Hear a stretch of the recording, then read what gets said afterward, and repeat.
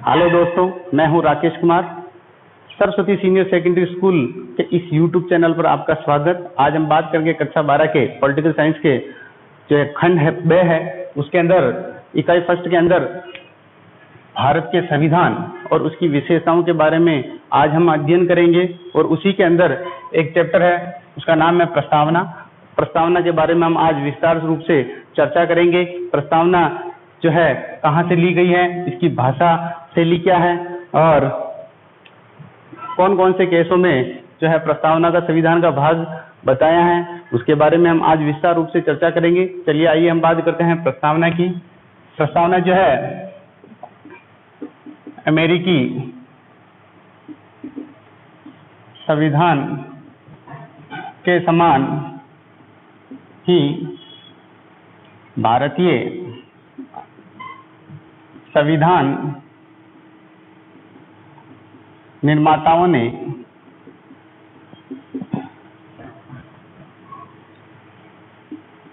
संविधान से पूर्व, या यूं कह सकते हैं संविधान के प्रारंभ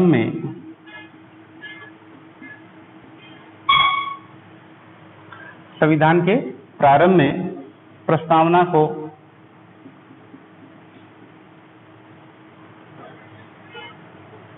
शामिल किया। जिस प्रकार अमेरिकी संविधान है उसमें जो है संविधान जो बना है उसमें प्रस्तावना को सबसे प्रारंभ में सम्मिलित किया, उसी प्रकार भारतीय संविधान में भी प्रस्तावना को प्रारंभ में जो है सम्मिलित किया है।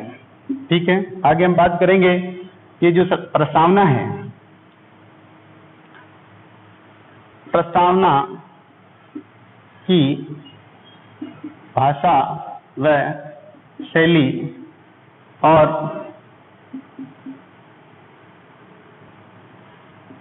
भावना ऑस्ट्रेलिया के संविधान से प्रभावित है।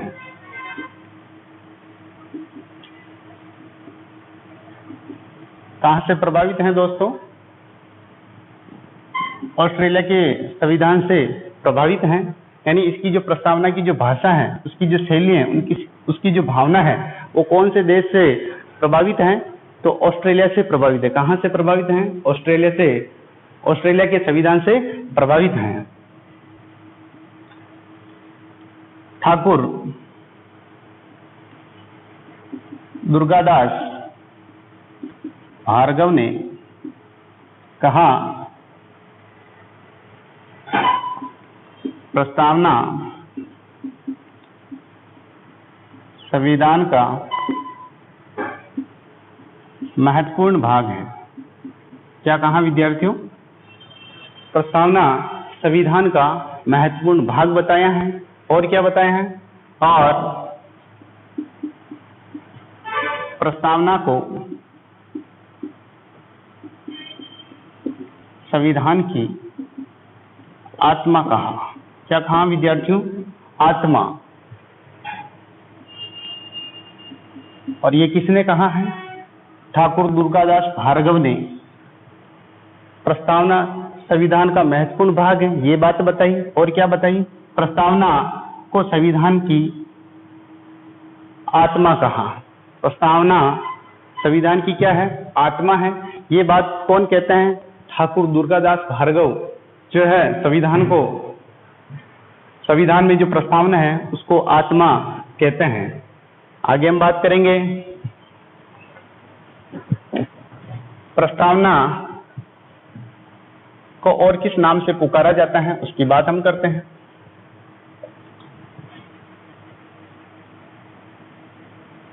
प्रस्तावना को भारतीय संविधान में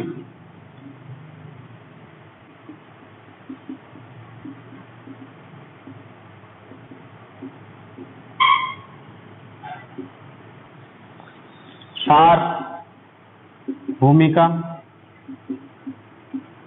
दर्पण,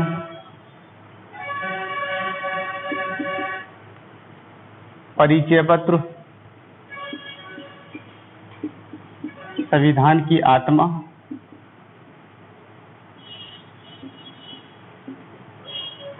उद्देशिका, मुखौटा आदि संज्ञा दी गई। प्रस्तावना को भारतीय संविधान में सार, भूमिका, दर्पण, परिचय पत्र, संविधान की आत्मा, उद्देशिका, मुखौटा आदि की संज्ञा दी गई है। और संविधान का जो प्रस्तावना जो है, संविधान का प्रस्तावना को परिचय पत्र बताया है। पालकी वाला ने जो है जो प्रस्तावना है उसको किस नाम से पुकारा है? परिचय पत्र के नाम से कहा है। उसी प्रकार के.एम. मुंशी, क्या नाम आता है? के.एम. मुंशी, कन्हैयालाल माणिक्यलाल मुंशी ने प्रस्तावना को राजनीतिक कुंडली कहा। क्या कहा? राजनीतिक कुंडली कहा है। किसने कहा? के.एम. मुंशी ने प्रस्तावना को क्या कहा? राजनीतिक कुंडली कहा है। और उसी प्रकार इसमें जो है संशोधन भी हुआ है। और इसमें प्रस्तावना में एक ही संशोधन, यानी अब तक एक बार ही संशोधन हो चुका है। वो कब हुआ है? 42वां संविधान संशोधन अधिनियम 1976 में जो है एक संशोधन हुआ है। यानी प्रस्तावना में अब तक एक बार ही संशोधन हो चुका है। और वो कौन से संविधान संशोधन के तहत हुआ है? 42वां संविधान संशोधन था। और ये कब हुआ है? 1976 में हुआ है। इसमें मुख्य बात क्या बताई है? तो इसमें प्रस्तावना में 3 शब्द जोड़े गए हैं। कितने शब्द जोड़े गए हैं विद्यार्थियों? 3 शब्द जोड़े गए हैं। वो 3 शब्द कौन कौन से हैं? सबसे पहला समाजवादी, दूसरा है पंथ निरपेक्ष और तीसरा है अखंडता। क्या है विद्यार्थियों? अखंडता। यानी अब तक प्रस्तावना में एक ही संशोधन हुआ है। वो कौन सा था? 42वां संविधान संशोधन अधिनियम था। और कब हुआ? 1976 में हुआ है। और प्रस्तावना में 3 शब्द जोड़े गए हैं। कौन कौन से? समाजवादी, पंथ निरपेक्षता या धर्म निरपेक्ष भी कह सकते हैं, और अखंडता शब्द। ये 3 शब्द जो हैं जोड़े गए हैं। आगे हम बात करते हैं।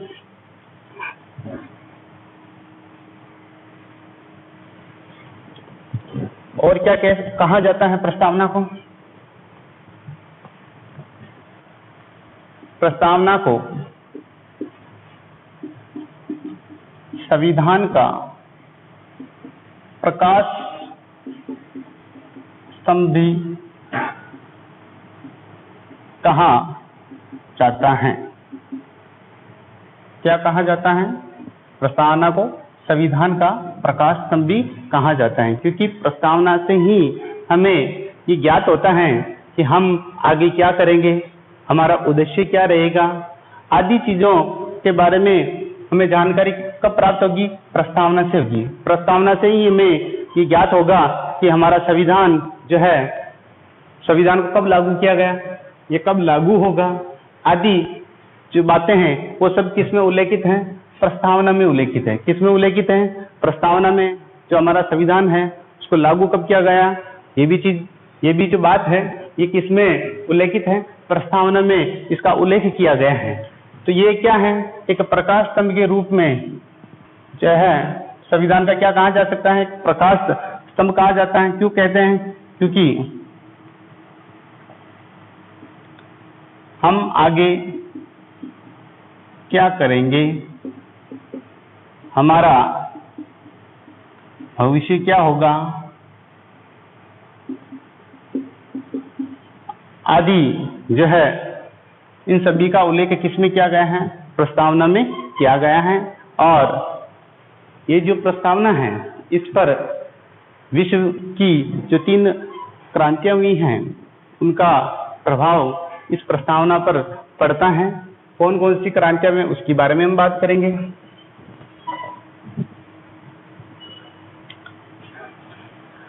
पहली है फ्रांसीसी क्रांति। कौन सी है? फ्रांसीसी क्रांति। इस फ्रांसीसी क्रांति से स्वतंत्रता, समानता और बंधुता आदि प्रस्तावना में शामिल किया गया। जो फ्रांसीसी क्रांति हुई है इससे भारतीय जो प्रस्तावना है उसमें स्वतंत्रता, समानता और बंधुता जैसे जो शब्द हैं वो प्रस्तावना में क्या किया गए हैं, शामिल किया गया है। तो फर्स्ट क्रांति ये थी। दूसरी थी अमेरिकी क्रांति।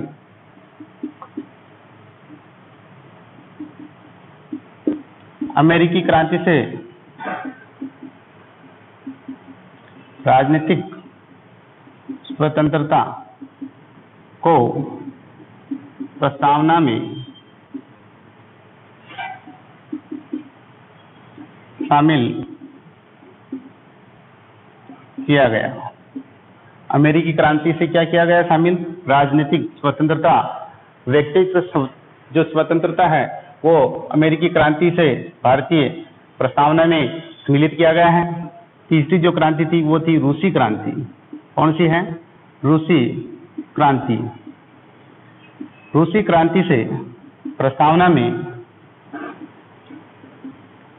आर्थिक स्वतंत्रता को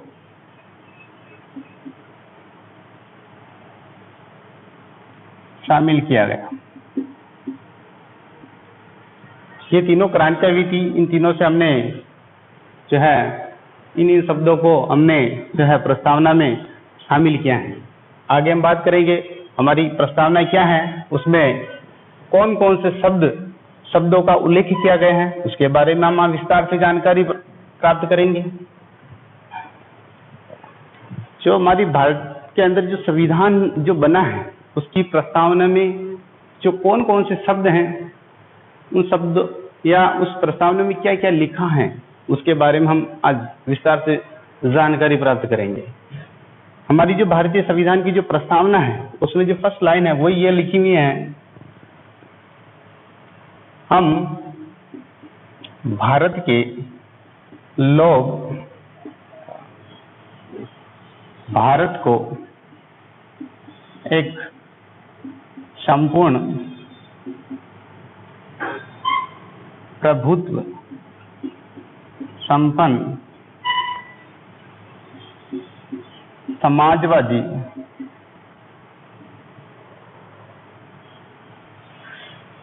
पंथ निरपेक्ष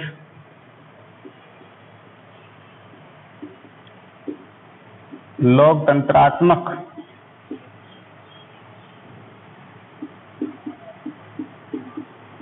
गणराज्य बनाने के लिए उसके नागरिकों के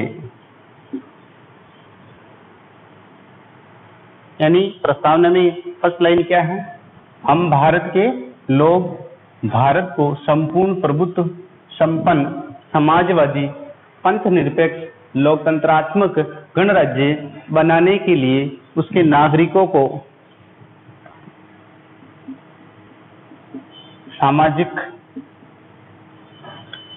सामाजिक न्याय,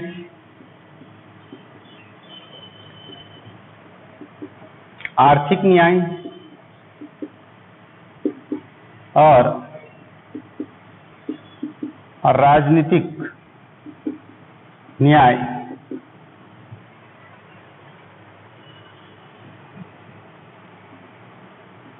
विचार, अभिव्यक्ति,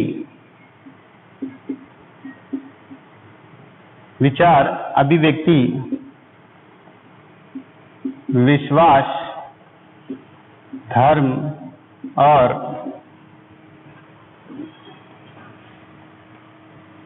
उपासना की स्वतंत्रता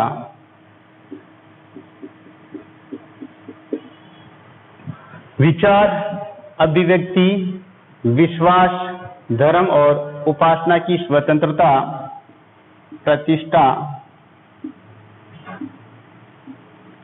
अवसर की समानता,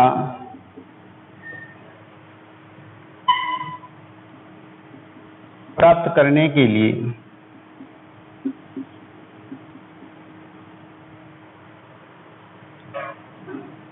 उन सब में व्यक्ति की गरिमा और राष्ट्र की एकता और अखंडता को सुनिश्चित क्या किया गया है? व्यक्ति की गरिमा और राष्ट्र की एकता और अखंडता को सुनिश्चित करने के लिए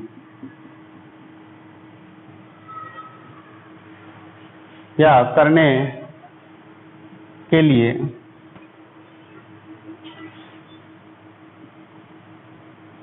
बंधुता को बढ़ाने के लिए दृढ़ संकल्प होकर अपनी संविधान सभा में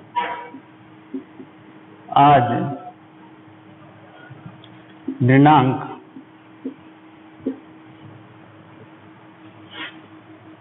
26 नवंबर 1949 मिति मार्गशीर्ष शुक्ल सप्तमी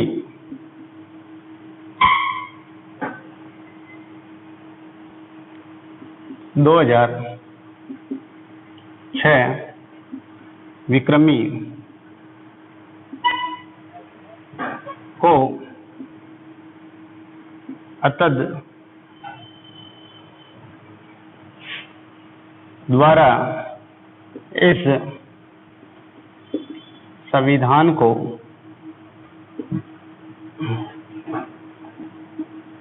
अंगीकृत, अधिनियमित और आत्माकृत करते हैं। ये है हमारे भारतीय संविधान में जो प्रस्तावना है और प्रस्तावना की जो शब्द हैं उनके बारे में क्या क्या ये बातें बताई हैं। ये सब बातें प्रस्तावना में उल्लेख हैं। एक बार हम दोबारा बात करते हैं।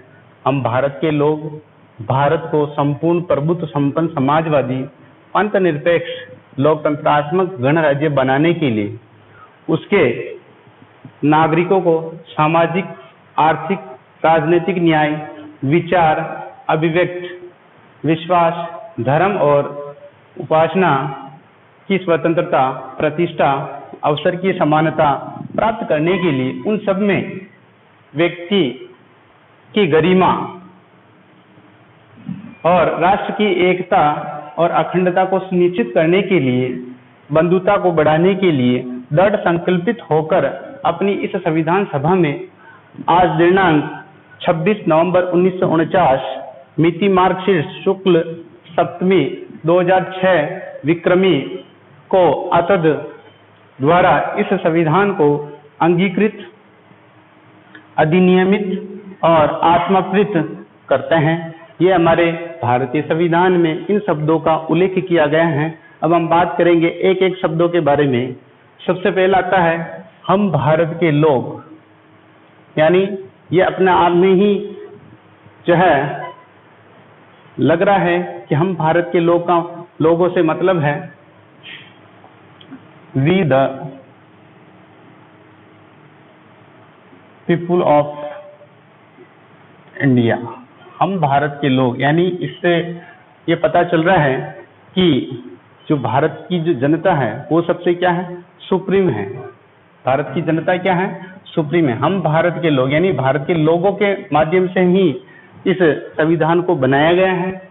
आगे हम बात करेंगे, भारत को संपूर्ण प्रभुत्व संपन्न, यानी जो भारत की जो संपूर्ण जो शक्ति है वो किसमें निहित है, भारत की जनता में निहित है। किसमें निहित है, भारत की जनता में निहित है। आगे है प्रभुत्व संपन्न समाजवादी, यानी हमारा जो राष्ट्र है वो कैसा है, राष्ट्र और राज्य कैसा है, समाजवादी है। कैसा है विद्यार्थियों, समाजवादी है।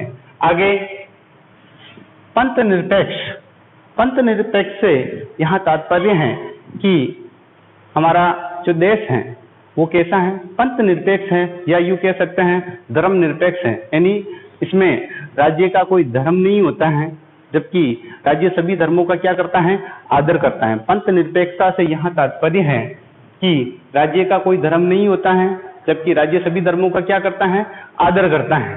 राज्य सभी धर्मों का क्या करेगा, आदर करेगा। राज्य सभी धर्मों का आदर करेगा, जबकि राज्य का कोई धर्म नहीं होगा। राज्य का क्या नहीं होगा, कोई धर्म नहीं होगा, और राज्य सभी धर्मों का क्या करेगा, आदर करेगा। यानी ये पंथ निरपेक्षता से तात्पर्य यही है। आगे लिखा हुआ है लोकतंत्रात्मक, यानी हमारा देश जो है वो कैसा है, लोकतंत्रात्मक देश है। यहाँ जो है चुनाव जो है प्रत्यक्ष और अप्रत्यक्ष दो तरीके से चुनाव होते हैं। और लोकतंत्र की जो सबसे अच्छी परिभाषा जो दी है इब्राहिम लिंकन की, जनता के द्वारा जनता के लिए शासन क्या कहलाता है, लोकतंत्र कहलाता है। हम बात करेंगे लोकतंत्र की।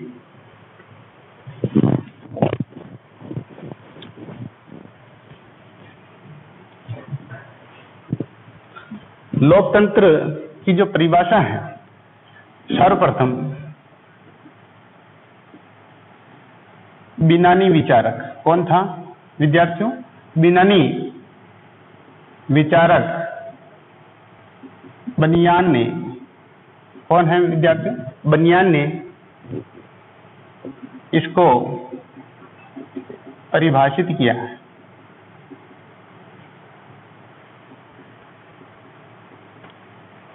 और हम आगे बात करेंगे आधुनिक समय में जो इसकी जो परिभाषा है अब्राहम लिंकन ने दी थी। किसने दी है विद्यार्थी, क्या दी है परिभाषा,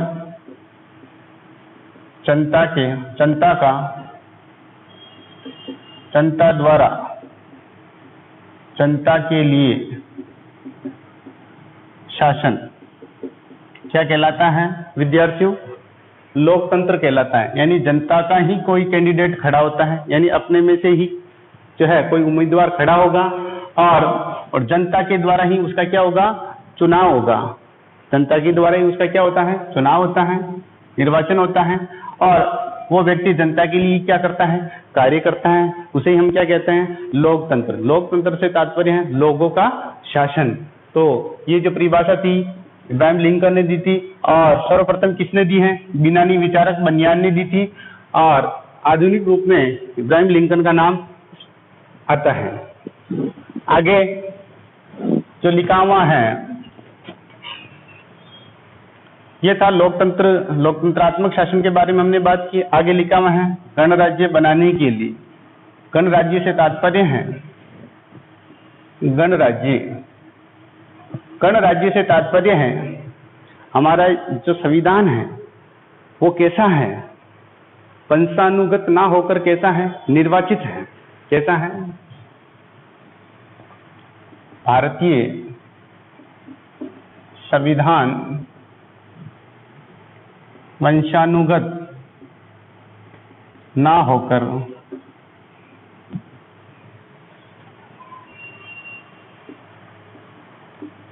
निर्वाचित होगा।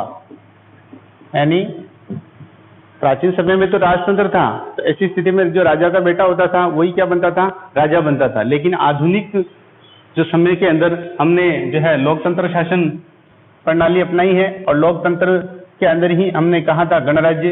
गणराज्य से तात्पर्य है जो हमारा जो राष्ट्राध्यक्ष होगा, कौन, राष्ट्राध्यक्ष। राष्ट्राध्यक्ष कौन होता है प्यारे विद्यार्थियों, राष्ट्रपति। जो हमारा राष्ट्रपति होगा वो कैसा होगा, वंशानुगत नहीं होगा, कैसा होगा, निर्वाचित होगा। क्या होगा, उसको उसका जो है अप्रत्यक्ष रूप से क्या होगा, उसका चुनाव होगा। यानी हमारे चुने हुए व्यक्तियों के माध्यम से इनका क्या होता होगा, निर्वाचन होगा। तो ये वंशानुगत ना होकर कैसा होगा, निर्वाचित होगा। गणराज्य से तात्पर्य यही है कि हमारा जो राष्ट्राध्यक्ष है वो निर्वाचित होगा, वंशानुगत नहीं होगा। इसलिए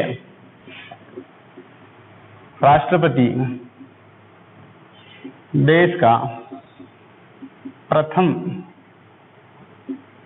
नागरिक कहलाता है। क्या कहलाता है, इसलिए राष्ट्रपति हमारे देश का प्रथम नागरिक कहलाता है। गणराज्य से यही तात्पर्य है। आगे लिखा हुआ है उसके नागरिकों को, यानी जो भारत के जो भी नागरिक हैं उनको सामाजिक, आर्थिक और राजनीतिक न्याय। सामाजिक से तात्पर्य है कि समाज में जो उसको न्याय है वो समान रूप से दिया जाएगा। आर्थिक न्याय और राजनीतिक न्याय, यानी राजनीतिक, आर्थिक से क्या तात्पर्य है कि जो न्यूनतम आवश्यकता है उसकी पूर्ति कौन करेगा, राज्य करेगा। इस बात का उल्लेख किसमें है, प्रस्तावना में है। आर्थिक न्याय यानी न्यूनतम आवश्यकता की पूर्ति कौन करेगा, सरकार करेगी, राज्य करेगा। राजनीतिक न्याय, राजनीतिक न्याय से क्या तात्पर्य है कि भारत का कोई भी नागरिक, चाहे वो कोई से भी कैटेगरी से हो, चाहे वो ओबीसी से हो, चाहे एससी से हो, चाहे एसटी से हो या जनरल से हो, कोई भी व्यक्ति है जो है राजनीतिक पद पर खड़ा हो सकता है अपनी योग्यता के अनुसार। तो ये था राजनीतिक न्याय। आगे आता है विचार अभिव्यक्ति, यानी अच्छा ये बात किसमें उल्लेखित है, सामाजिक, आर्थिक और राजनीतिक न्याय, ये प्रस्तावना में। इसके अलावा जो भारत के जो नीति निर्देशक तत्व हैं, संविधान के जो नीति निर्देशक तत्व हैं, उसके अनुच्छेद 38, अनुच्छेद 38 में भी इस बात का उल्लेख किया गया है।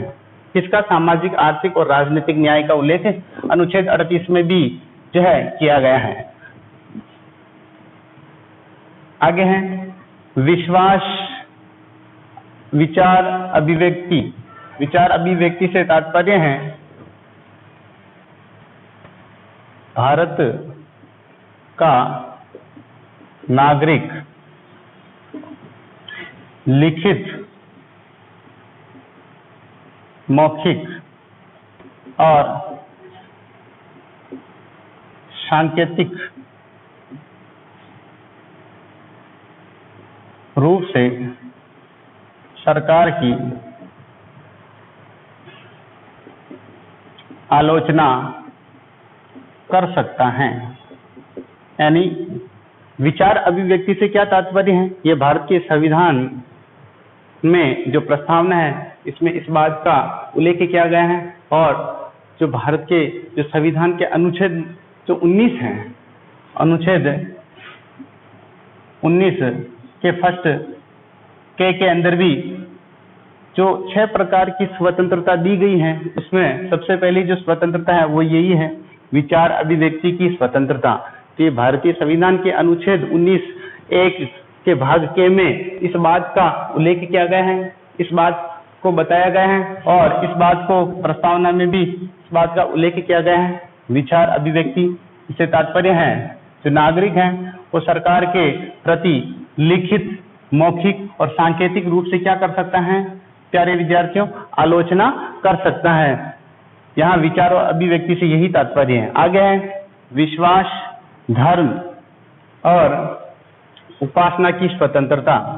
यानी भारत का जो नागरिक है वो जो है कोई सा भी धर्म अपना सकता है, किसी भी जो है पूजा कर सकता है। यानी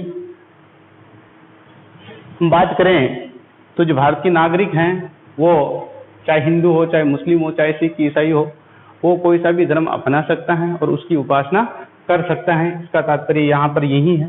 आगे है प्रतिष्ठा, अवसर की समानता।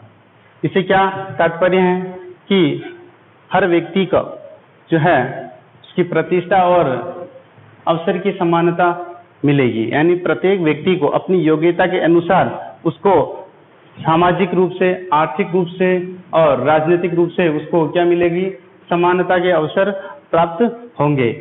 आगे है प्राप्त करने के लिए उन सब में व्यक्ति की गरिमा, यानी व्यक्ति का जीवन जो है वो कैसा होगा, गरिमामय होगा। यानी भारतीय संविधान में जो नागरिकों का जो जीवन है वो कैसा होगा, गरिमामय जीवन होगा। इस बात का उल्लेख भी किस में किया गया है, प्रस्तावना में किया गया है। और राष्ट्र की एकता, यानी राष्ट्र की क्या की जाएगी, एकता। यानी सब जो है व्यक्ति एकता के सूत्र में बंधे रहेंगे। इस बात का उल्लेख भी प्रस्तावना में किया गया है। अखंडता, यानी एकता से तात्पर्य है कि हम एक दूसरे से जुड़े हुए हैं। यानी प्रत्येक जो भारत के नागरिक हैं वो एक दूसरे से क्या है, जुड़े हुए हैं। और अखंडता से तात्पर्य है कि भारत का कोई भी संघ शासित क्षेत्र जो है वो अलग नहीं हो सकता। यानी भारत से क्या नहीं हो सकता, खंडित नहीं हो सकता है। अखंडता इससे तात्पर्य यही है कि खंडित नहीं हो सकता है। अखंडता को सुनिश्चित करने के लिए बंधुता, यानी हम एक दूसरे भाईचारे की भावना से रहेंगे और उसी के साथ हम दृढ़ संकल्पित होकर अपनी संविधान सभा में आज दिनांक कौन सी दिनांक है दोस्त मित्रों, 26 नवंबर 1949 मार्ग से शुक्ल सप्तमी 2006 विक्रमी को अथर्व द्वारा संविधान को अंगीकृत किया गया है। क्या किया गया है, अंगीकृत से तात्पर्य है इसको संविधान का अंग माना गया है। इसे क्या माना गया है प्यारे विद्यार्थियों, संविधान का अंग माना गया है। यानी अंगीकृत, यानी इसे जोड़ा गया है, अधिनियमित, और इसको एक अधिनियम के माध्यम से इसको जोड़ा गया है, अधिनियमित किया गया है। और आत्माप्रीत, और भारत के जो प्रत्येक नागरिक है इस प्रस्तावना को अपने हृदय में सजोए रखेगा, इस बात का उल्लेख इसमें किया गया है। ये थी प्रस्तावना। आगे हम बात करेंगे प्रस्तावना संविधान का भाग है या नहीं है, उसके बारे में हम बात करेंगे।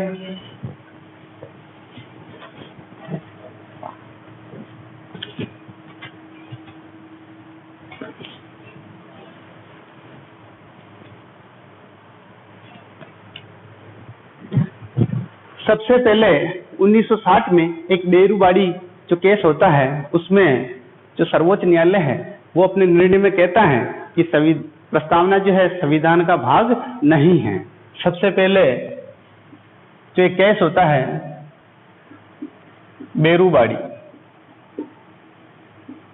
जो केस होता है ये कब होता है, 1960 में होता है। इसमें सर्वोच्च न्यायालय अपने निर्णय में कहता है प्रस्तावना संविधान का भाग नहीं है। तो सबसे पहले बेरूबाड़ी जो केस होता है 1960 में, उसमें इस बात का उल्लेख है। इसमें सर्वोच्च न्यायालय अपने निर्णय में क्या कहता है, प्रस्तावना जो है वो संविधान का क्या नहीं है, भाग नहीं है। इसके ठीक 13 साल बाद, इसके ठीक 13 साल बाद 24 अप्रैल 1973 को केशवानंद भारती प्रदेश केरल राज्य के मध्य के एक विवाद होता है, इसमें सर्वोच्च न्यायालय अपने निर्णय में कहता है प्रस्तावना संविधान का महत्वपूर्ण भाग हैं। क्या कहता है? देखो, फर्स्ट केस जो आता है 1960 में आता है, बेरूवाड़ी केस में। इसमें तो सर्वोच्च न्यायालय प्रस्तावना को संविधान का भाग नहीं मानता है और उसी के जस्ट 13 साल बाद 24 अप्रैल 1973 को एक केशवानंद भारती बनाम केरल राज्य का एक केस आता है। उसमें सर्वोच्च न्यायालय अपने निर्णय में कहता है कि प्रस्तावना संविधान का क्या है? महत्वपूर्ण भाग है। ये कहता है महत्वपूर्ण भाग ही नहीं है, संविधान की आंख है। क्या कहता है? प्रस्तावना संविधान की आंख है। क्या कहता है?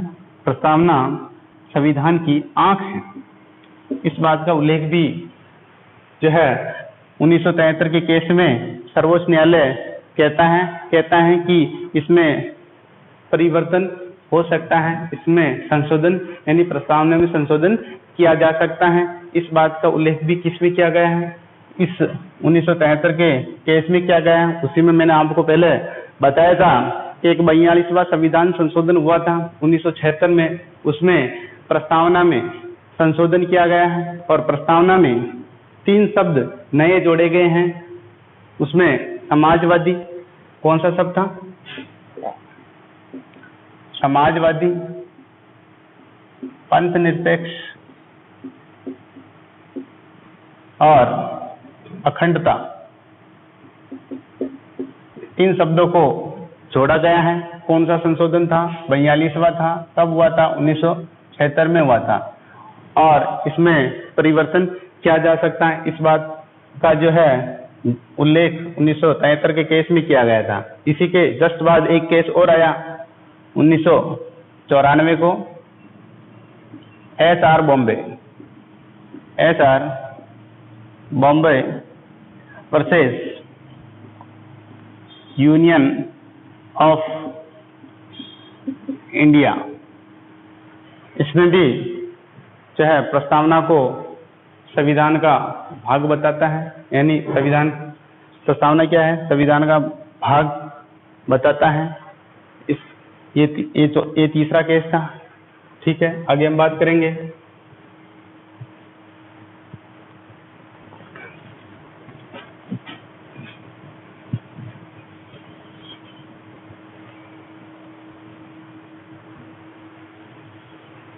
प्रस्तावना संविधान का भाग नहीं है, ऐसे कौन कौन से जो है विद्वानों ने इस बात को कहा है?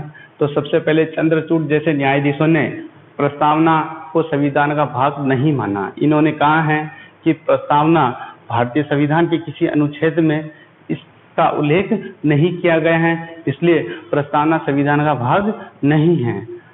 आगे हम बात करेंगे प्रस्तावना संविधान का भाग हैं के पक्ष में कौन कौन है? सबसे पहले पंडित नेहरू जी ने जब 13 दिसंबर 1946 को उद्देश्य प्रस्ताव रखते समय कहा कि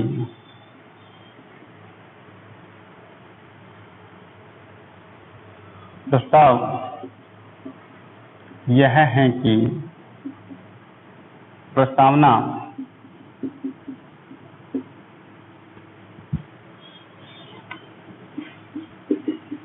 संविधान का भाग हैं। तो सबसे पहले जो पंडित नेहरू हैं, उन्होंने 13 दिसंबर 1946 को जो उद्देश्य प्रस्ताव रखा था संविधान सभा में, तो उसमें ये कहा था, प्रस्ताव ये है कि प्रस्तावना संविधान का क्या है, भाग है। उसी प्रकार अम्बेडकर ने भी कहा, अम्बेडकर जी ने भी कहा प्रस्तावना संविधान का भाग है। इस बात का उल्लेख भी जो है किया गया है, प्रस्तावना संविधान का भाग है। तो ऐसे बहुत सारे जो विद्वान हैं उन्होंने भी प्रस्तावना को संविधान का भाग कहा है।